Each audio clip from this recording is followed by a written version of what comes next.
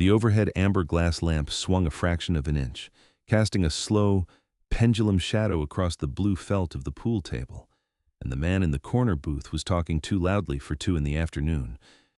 "You don't have the leverage, Margot," the man said, his voice carrying over the low hum of the neighborhood bar's refrigerator. He leaned back, adjusting the lapels of a suit that cost more than my car. "The client is withholding the payment until the provenance is cleared. The rival bid from the Sterling Group goes through on Friday. You're out of time, and frankly, out of your depth." I stood 10 feet away, leaning against the scarred mahogany bar, turning a worn cube of blue chalk over and over in my fingers. I didn't know the man in the suit, but I knew the cadence of someone trying to force a discount out of panic.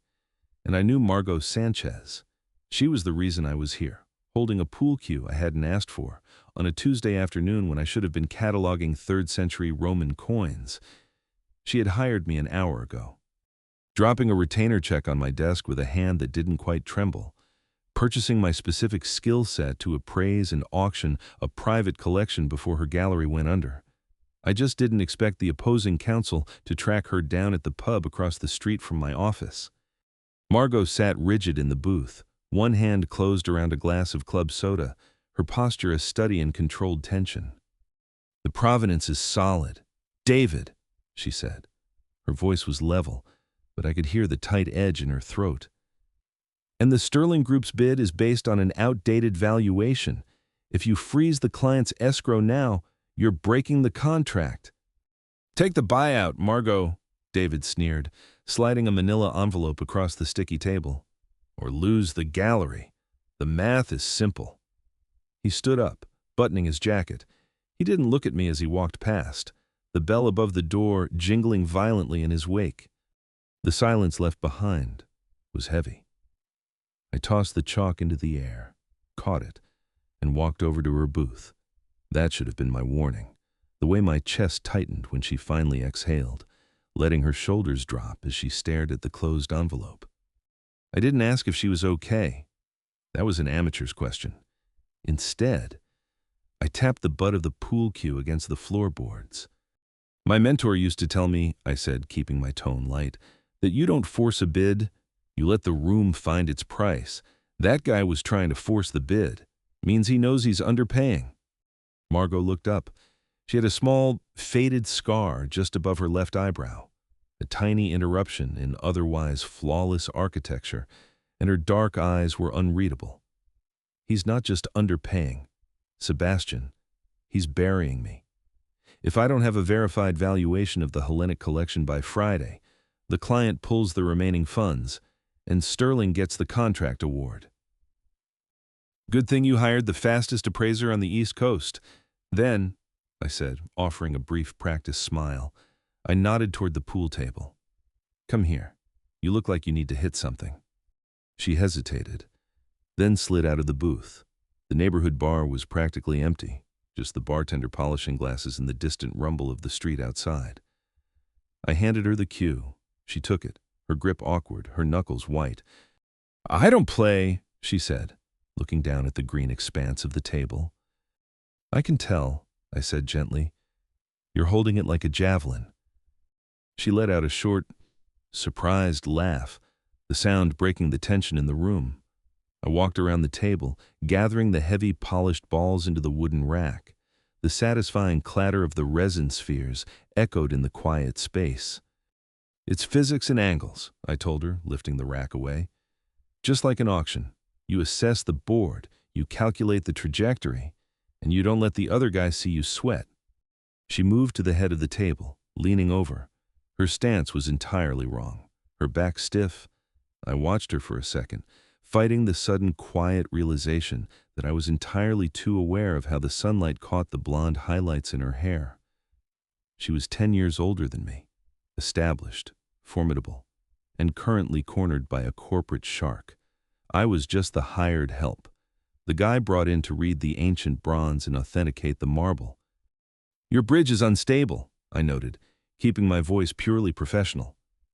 She looked at her left hand, splayed awkwardly on the felt. "My what?" "Your bridge hand." I walked over, stopping a careful foot away from her. The anchor. If the anchor shakes, the shot goes wide. She stood up, sighing, and pushed a strand of hair behind her ear. Show me. I stepped beside her, projecting calm. I laid my left hand flat on the table, tucking my thumb against my index finger to create a smooth channel for the cue. Like this. Solid base. Margot watched my hand, then mirrored the gesture. It was better, but her wrist was elevated. I didn't reach out to correct it. I pointed with the tip of my own cue. Drop the heel of your palm to the felt. Ground it. She did, her brow furrowing in concentration. Like that? Perfect. I stepped back, giving her space. Now, follow through. Don't jab at it. She lined up the shot, her eyes narrowing at the white cue ball. She pulled back and struck. The cue ball sailed past the solid red 3, bouncing harmlessly off the far cushion. Physics, she muttered dryly, standing up. Right. You rushed it, I said, chalking my cue. The dry scraping sound was familiar, grounding. You're thinking about the envelope on the table, not the ball in front of you. Can you blame me? She crossed her arms, the cue held loosely in one hand. David is Sterling's lead counsel. He's been circling my gallery for 2 years. This withheld payment is a technicality, but it's enough to tank my credibility with the board. If they think I can't authenticate the collection, they won't think that, I interrupted, my tone firm. Because I'm going to authenticate it, I'll have the paperwork drafted, cited, and sealed by Thursday night. She looked at me, really looked at me, her gaze searching my face. You're 28, Sebastian. David has a team of 50 lawyers and appraisers. The age thing. It was always the first barrier, the invisible line she drew in the sand. I kept my expression mild, leaning against the edge of the table. I'm 28, and I hold the regional record for the highest hammer price on a Greco-Roman antiquity. I don't need 50 guys in suits. I just need the artifacts and an internet connection. I offered a small, self-deprecating smile. Plus, I work significantly cheaper than Sterling. It was a bad joke, poorly timed. Her expression tightened. I mentally kicked myself. I deflected with humor when a room got too heavy, a habit that served me well on the auction block but failed miserably in real life. Sorry, I said quietly, dropping the smile. That wasn't funny. No, it wasn't, she agreed softly. She looked back at the pool table. Show me again how to anchor. We spent the next 40 minutes in a rhythm of quiet instruction. I stayed on my side of the table, maintaining a deliberate distance. I watched her posture relax, the tight line of her shoulders easing as she focused on the geometry of the game. I noticed things I shouldn't have, the way she bit the inside of her cheek when she concentrated, the faint scent of vanilla and espresso that followed her movements. I cataloged them, then filed them away. I was here to do a job. When she finally sank a striped ball into the corner pocket, she let out a genuine, victorious sound, raising the cue like a staff. I handled it, she said, her eyes bright. You did, I agreed. Setting my cue down, I checked my watch. We should head to the gallery. I need to see what I'm appraising. She nodded, the brief levity fading as reality settled back in. She walked over to the booth, picking up the manila envelope. She didn't open it. She just folded it in half and shoved it into her leather tote bag. I grabbed my jacket from the back of a bar stool. As she walked past me toward the door, I stepped in front of her, just for a second. Margot? She stopped, looking up at me. I'm not Sterling Group, I said, my voice low, stripping away the charm, leaving only the concrete fact. I don't play games with provenance, and I don't get intimidated by lawyers in expensive suits. We're going to win this bid. She held my gaze for a long moment. Then, very slowly, she exhaled. Okay, Sebastian, let's go look at some old stones. The gallery was a climate-controlled fortress of glass and steel in the Arts District. When Margot unlocked the heavy double doors to the private viewing room, the temperature dropped 5 degrees. I immediately noticed her shiver, a slight tremor in her arms, without a word. I walked to the wall panel, adjusted the thermostat up 2 degrees, and pulled my notebook from my satchel. I didn't announce it. I just went to work. The collection was laid out on long, velvet-draped tables, bronze helmets from the Peloponnesian War, marble busts with chipped noses, terracotta amphorae. It was a museum-grade haul, and it was a logistical nightmare to authenticate in 3 days. Sterling is claiming the bronze cuirass in the center is a 19th century forgery, Margot said, standing on the opposite side of the table. Her voice echoed slightly in the vault. That's their leverage. If the centerpiece is fake, the whole valuation collapses. The client pulls out, and Sterling swoops in to buy the gallery's debt. I pulled on a pair of white cotton gloves. The fabric was thin, tactile. I approached the armor, picking up my specialized magnifying loupe. And what do you think? I think the patina is authentic, she said, her tone defensive. But I can't prove it. The paper trail from the 1940s is missing. Paper trails burn, I said softly, leaning over the bronze. I didn't touch it yet. I just looked. Metal remembers. I spent the next 2 hours in total silence. I measured the oxidation layers, examined the tooling marks along the rivets, and cross-referenced the corrosion patterns with a digital database on my tablet. Margot worked at a desk in the corner, typing furiously on her laptop, drafting emails to the board. We didn't speak, but the silence wasn't strained. It was the comfortable quiet of 2 people doing separate tasks in the same room. Around 6 o'clock, she closed her laptop with a sharp click.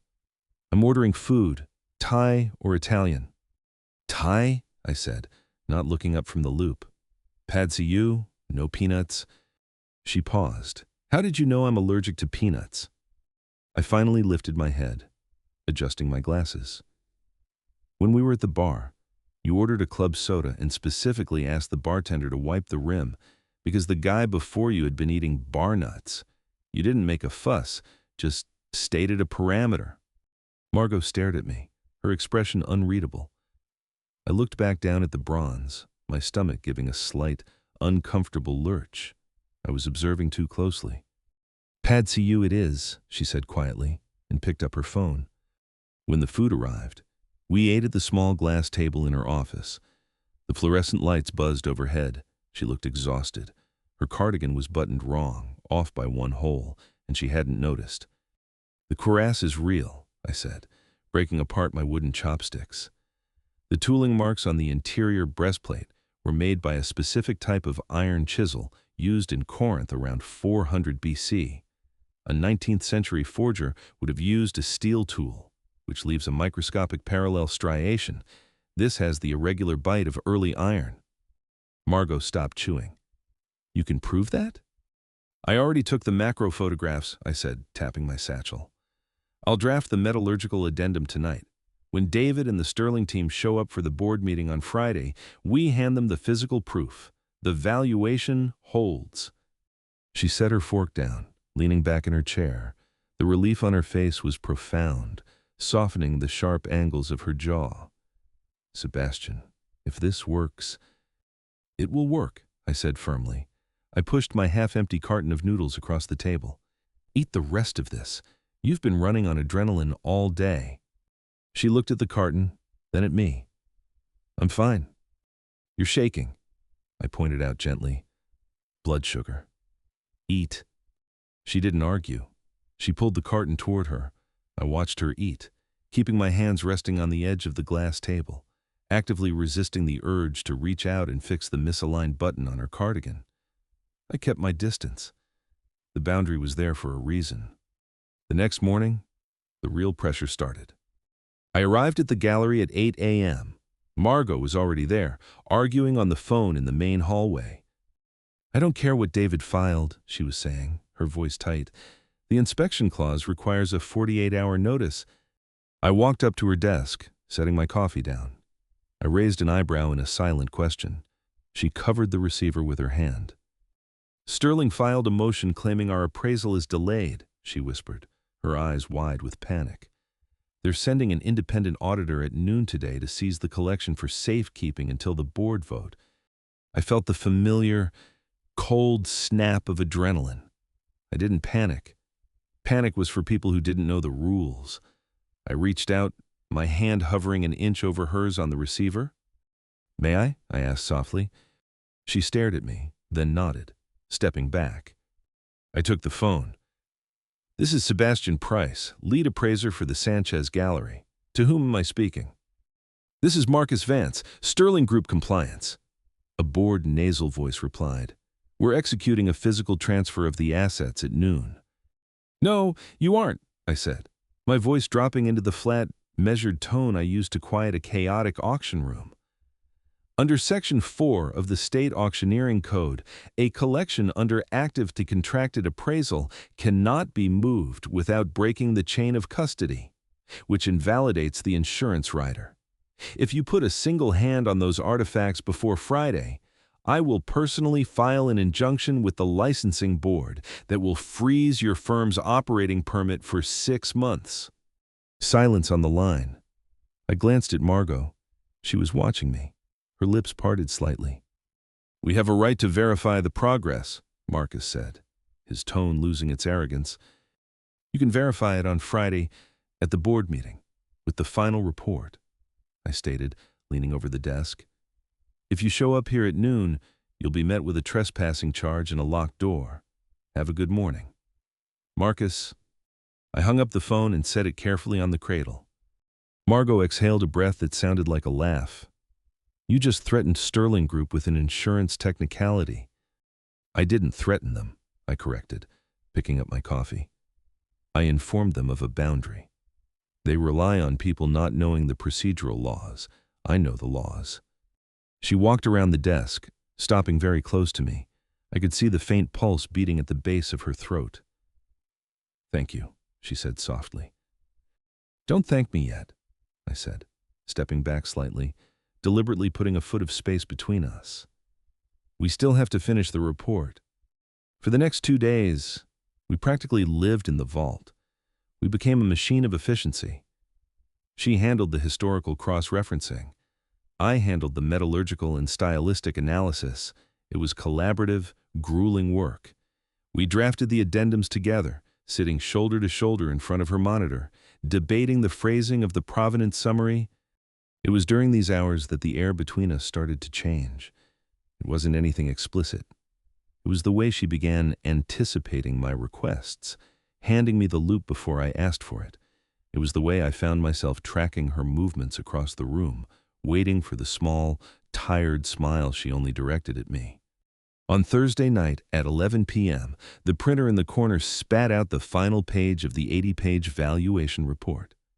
Margot lifted the last page from the tray and held it by the edges. The paper was warm from the machine.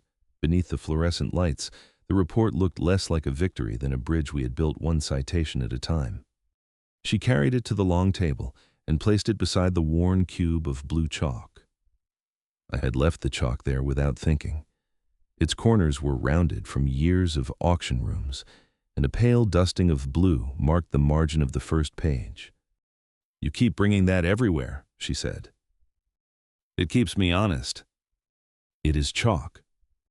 It reminds me that a bid is only a promise until the room agrees on its value." Margot ran one finger along the edge of the report. "And what does this remind you of?" "That evidence has to survive the person presenting it." She looked at me. "You mean you?" "I mean the report." That was not the question. I looked toward the locked vault. I am better with objects. Objects don't ask what I want. She opened the report instead. "Page 42 has a problem." I took the chair beside her. "The tooling analysis?" "No. The sentence before it. The evidence definitively proves." That is too absolute for an independent report. I read the line again. She was right. A careless word could give David the opening he needed. "What would you write?" "Math, the evidence supports authenticity to a professional standard, subject to the board's review and any documented third-party challenge." I crossed out my sentence and wrote hers in the margin. "You sound like auction counsel." "I sound like someone who has watched powerful people hide behind one adjective." We revised 6 paragraphs. She checked the provenance references. I checked the metallurgical photographs. At midnight, We sent the final draft to the board secretary and the client's escrow administrator, each copy carrying the same timestamp. The confirmation arrived almost immediately. The report was accepted for review. No further revisions would be accepted after 12:15. Margot leaned back, then covered her face with both hands. I returned from the kitchenette with 2 paper cups of coffee. I gave her the one with the lid marked by a tiny blue line. "You remembered," she said. "Black 2 sugars." I was going to say you remembered the lid.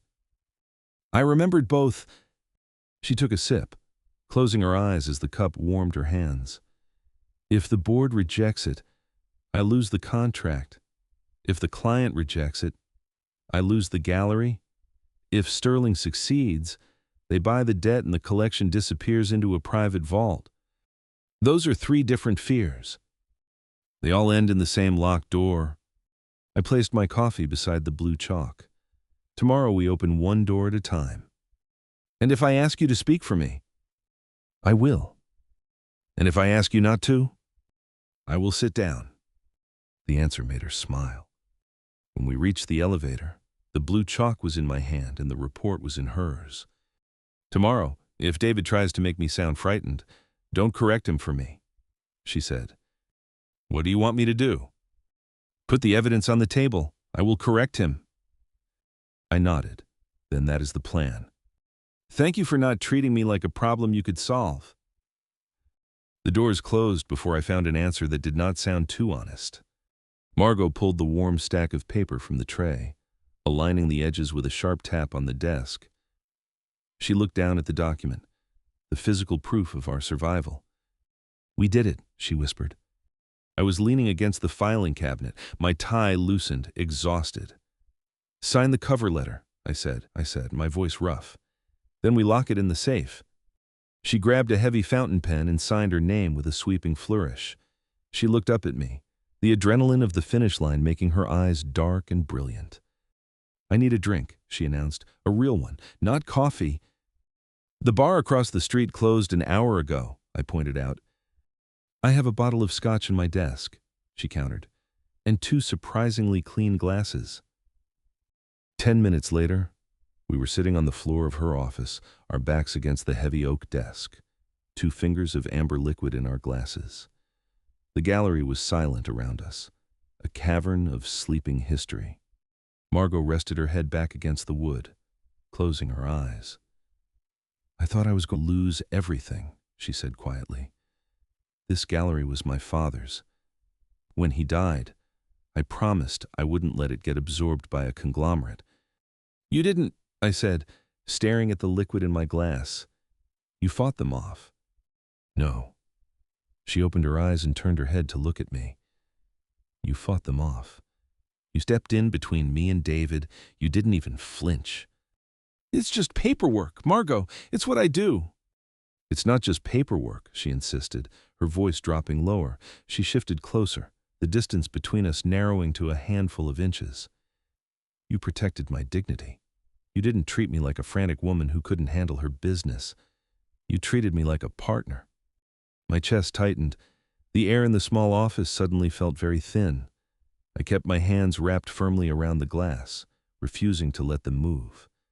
"You're a partner. You're brilliant at this." She reached out, her fingers lightly touching the cuff of my rolled-up sleeve. It was a microscopic touch, barely there, but it felt like a static shock. "Sebastian," she murmured. I looked at her hand, then up to her face. The vulnerability in her eyes was a sudden, terrifying weight. I wanted to lean in. The instinct was a physical ache in my jaw, but I remembered the manila envelope, the Sterling Group, the board meeting tomorrow. If I crossed this line now, in the dark, fueled by exhaustion and relief, it would compromise everything we had just built. It would make me just another guy taking advantage of her crisis. I gently pulled my arm back a fraction of an inch, breaking the contact. "We have a board meeting at 9 a.m., I said, my voice painfully even. I stood up, setting the glass on the desk. "You need to sleep. I'll see you tomorrow." I didn't look back as I walked out of the office. If I had, I wouldn't have left. Friday morning. The boardroom on the top floor of the gallery was all glass and chrome, a stark contrast to the antiquities below. The gallery board, 5 men and 2 women in severe suits, sat around the long mahogany table. David, the lawyer from Sterling Group, sat at the far end, looking aggressively confident. Margot stood at the head of the table. She wore a tailored navy suit, her posture immaculate. She looked like a queen defending a siege. I sat in the chair to her right, my leather satchel on the floor next to me. "The Sterling Group's position is clear," David began, steepling his fingers. "The collection's centerpiece is a fabrication. The Sanchez Gallery cannot provide a verified valuation, which means they are in breach of the escrow terms. We are prepared to offer a buyout of the debt, effectively transferring ownership of the collection and the gallery to Sterling." The board members murmured amongst themselves. The chairman, an older man with a skeptical scowl, looked at Margot. "Ms. Sanchez, do you have a response?" Margot didn't flinch. She looked at David, then at the board. "The Sterling Group's position is based on a deliberate misreading of metallurgical evidence," she said, her voice carrying clearly across the room. And I will not allow this gallery to be bullied into a fire sale." She turned to me, offering a slight, formal nod. "Mr. Price?" I stood up. I didn't rush. I unlatched my satchel and pulled out 8 bound copies of the valuation report. I walked around the table, placing one precisely in front of each board member, saving David for last. I dropped his copy onto the table with a heavy thud. "If you turn to page 42, I said, walking back to my seat but remaining standing. I pitched my voice to the exact frequency I used when closing a $1 million lot. Calm, undeniable authority. "You will find the macro-photographic evidence of the tooling marks on the interior of the bronze cuirass, cross-referenced with the Hellenic Archaeological Database. These marks definitively prove the use of a 5th century BC iron chisel. The piece is authentic. The total valuation of the collection stands at $14.2 million. The escrow terms are fulfilled." David scrambled to open the report, his eyes scanning the page, a muscle feathered in his jaw. This is a hired gun's opinion. We demand a third-party review." Margot did not look at me. She turned to the board. "The contract already provides the review process. Sebastian's credentials and methodology are in the appendix, and the evidence was delivered before the deadline. If Sterling disputes the valuation, we will follow the documented third-party procedure. Until then, no one transfers the collection or the gallery." The chairman glanced at me.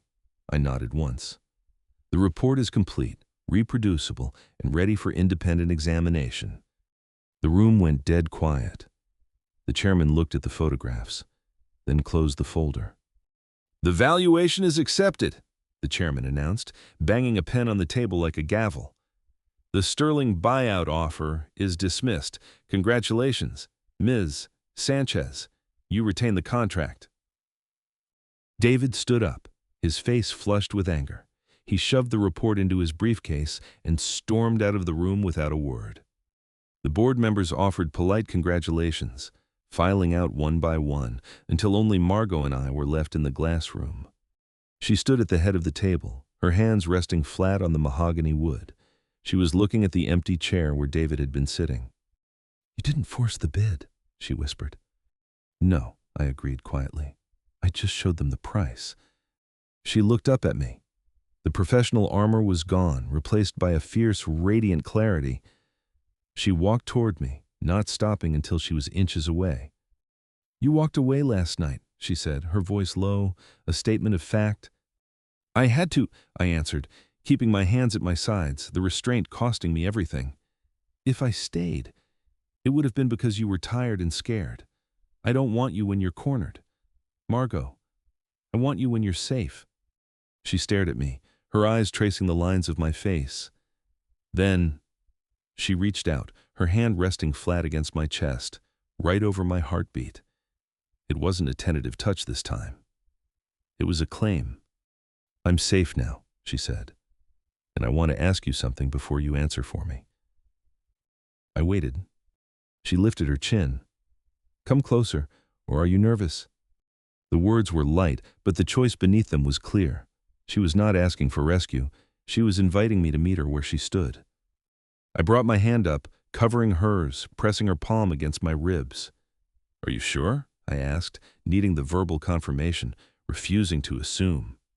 "Yes," she said, and leaned her forehead against my shoulder, a gesture of absolute, profound trust. I wrapped my arms around her, pulling her into a solid, anchoring embrace. We stood there in the quiet boardroom, the city moving silently beyond the glass. 6 months later, the winter air was biting cold as we walked out of a charity auction gala. The event had been a success. The Hellenic collection officially sold to a museum foundation, securing the gallery's future for the next decade. Margot was shivering slightly in her evening coat. I held out my wool overcoat instead of placing it on her. She took it from my hands and draped it over her shoulders herself. "Thank you," she murmured, pulling the lapels together. We walked down the steps toward the waiting town car. The press photographers were gathered near the curb, flashing cameras at the exiting donors. As we approached, a reporter from an arts journal stepped forward, a microphone extended. "Ms. Sanchez," the reporter called out. "Brilliant sale tonight. Can you tell us who orchestrated the staging?" Margot stopped. She didn't shrink back from the cameras. She stood tall, wearing my oversized coat, and reached out to take my hand, lacing her fingers securely through mine in front of everyone. "My partner," she said clearly, looking right at the reporter. "Sebastian Price. He's the best in the room." I squeezed her hand, a quiet surge of pride anchoring me to the pavement. It was a public choice, undeniable and concrete. "You don't force a bid," my mentor had said. "You let the room find its price." I looked at the woman standing beside me, holding my hand under the flashbulbs, and understood that the best things in life were not won by pressure. They were chosen freely. The end. Core lesson. Healthy love does not force an answer while someone is cornered. It creates room for honesty, respect, and a choice made freely. Green flag. The green flag is asking before stepping closer, respecting a boundary, protecting the other person's professional dignity, and celebrating her competence instead of replacing it. Like and subscribe. Please like and subscribe for more clean, emotional romance stories. And tell us, would you trust someone who gave you space to choose?